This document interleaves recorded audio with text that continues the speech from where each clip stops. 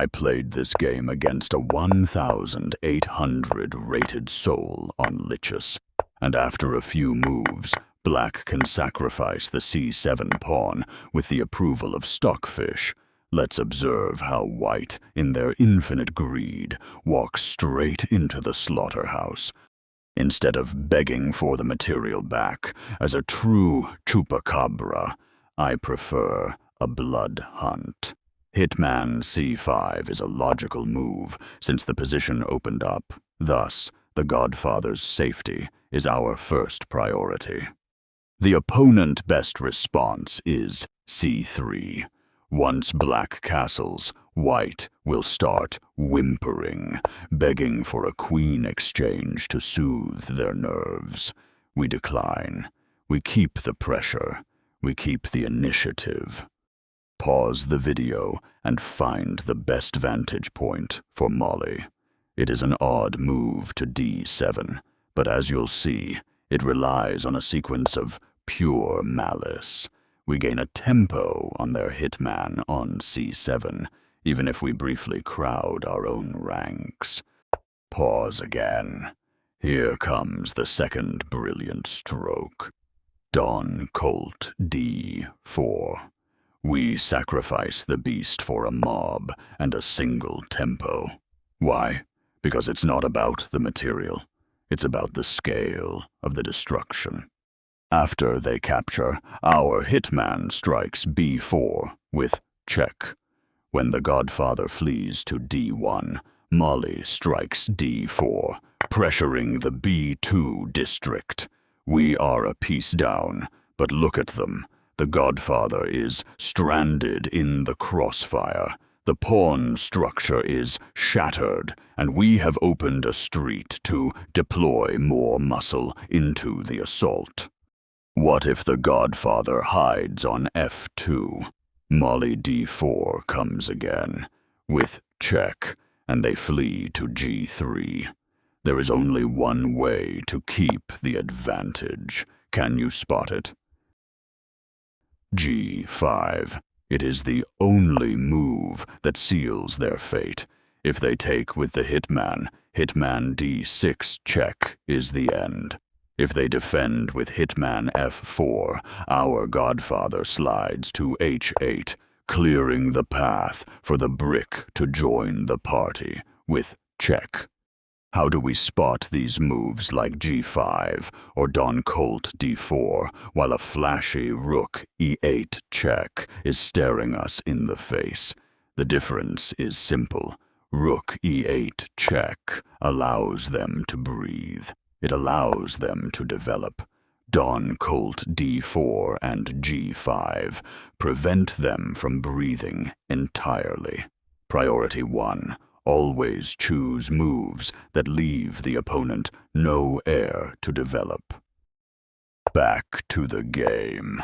I missed the d5 push, and in a few moves they were kicking my Don Colt on f6.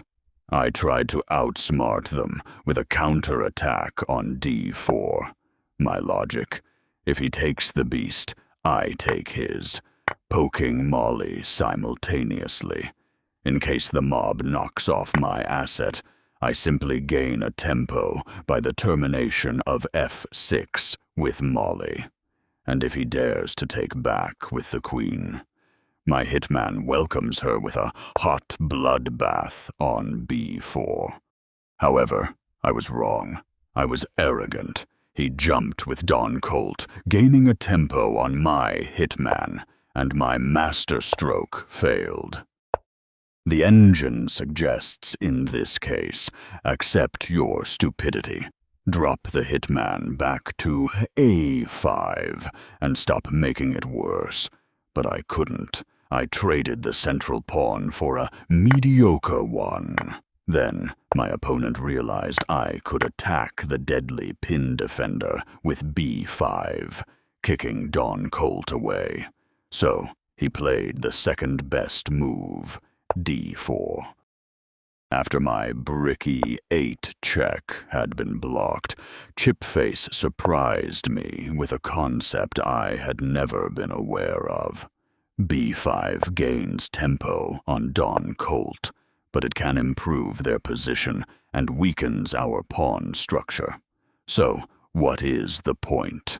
You see, the c3 mob acts as a wall, defending the deadly pin.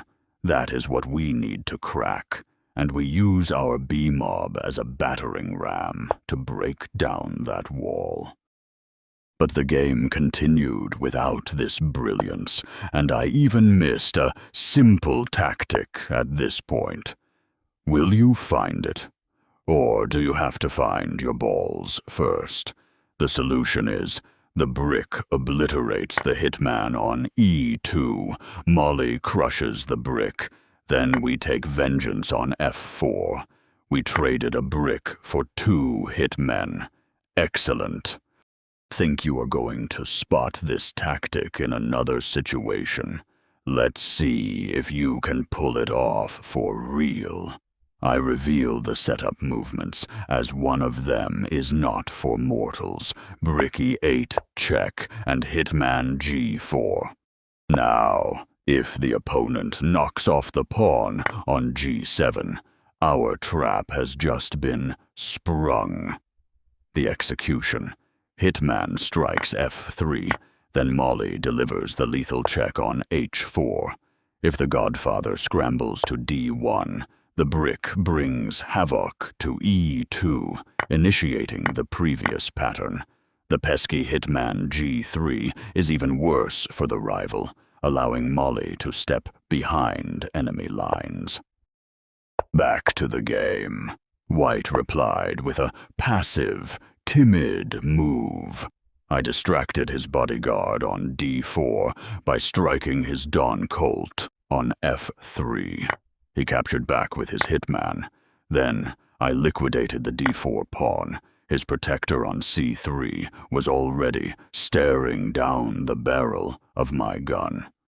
White, blinded by greed, completely failed to realize the threats, snatching a mob on b7. As the clock hammered against my temples, I missed the absolute best move, but I could still taste the venom in the position. The move is Don Colt e2 check. Instead, I gave a check on f3, taking his Godfather and Molly hostage at once.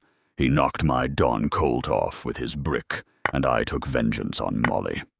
As my Molly was under attack, I tried to follow her creed.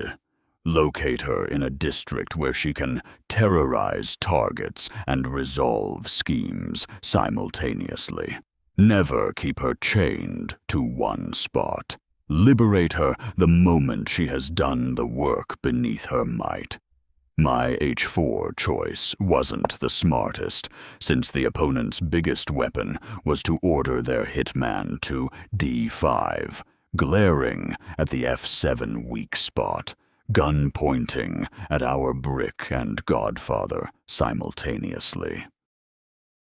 Anyway, let's continue our journey through this lunatic land.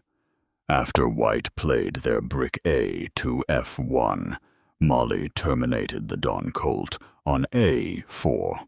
White continued their desperate push to strike at the f7 pawn. They truly thought they were safe. Such insolence. I should have punished it the Chupacabra way. But tell me, have you ever seen a hitman snared in a trap, yet staring down 7 different ways to escape? The execution is Molly to b5, stripping away his territory and inviting him into a custom-made coffin. But what about hitman to f3? What is the best move for black? If you think the Godfather can now capture the brick on f7 without consequences, you just shot yourself in the leg. How would you exploit this discovered check as White? If you found hitman to e2 check, then you might live another day on this battlefield. But hitman to c6 check is a rookie mistake. Molly simply liquidates the brick on F1, which is left unguarded in this variation. So, if white crawls to F3, hoping to trick us, they haven't just ordered their mahogany coffin, they've dug their own grave. An unavoidable execution in 4 moves is on the board, starting with Hitman B6 check. In the game, I decided to snatch the pawn on A2, practically insulting Blunderbox to the bones. Pause the video right here if you want to punish my insolence with the rival syndicate. The move is brick F5. Once that hits the board, multiple lethal threats converge. You're unleashing a brutal combination. Extortion, a bloodbath, and the final headshot to the Godfather. But my opponent was blind to the idea, and our game continued with their hitman to C6, putting my brick under pressure. I didn't flinch, I simply counterattacked their own hitman. They tried to gain a tempo on my brick again, hoping to scramble away. This time, however, I spotted the kill. The solution is Molly riddling the brick on F7 with bullets. It leaves them with no way out. It leads either to an immediate execution or a material collapse that no soul on this battlefield can survive. Yet, after a few moves, I completely missed a beginner-level mating sequence. In any other setup, it would have been child's play, but because it was looming in the far corner of the board with a slightly distorted layout, I blinked. Yes, it was there. Brick to E1 check. He takes with the brick, Molly follows up, and after a few extortions by the hitman, I am certain you have already recognized the pattern of the hit. If you want to integrate the Battering Ram into your arsenal, remember this. It's not just a distraction. It's a demolition. While standard decoys target bodyguards, the Battering Ram aims to break the target if it's too sticky. If you have a better idea on how to sharpen our awareness for this strategy, let me know in the shadows below, and join the Chupacabra pack to stash more chess weapons.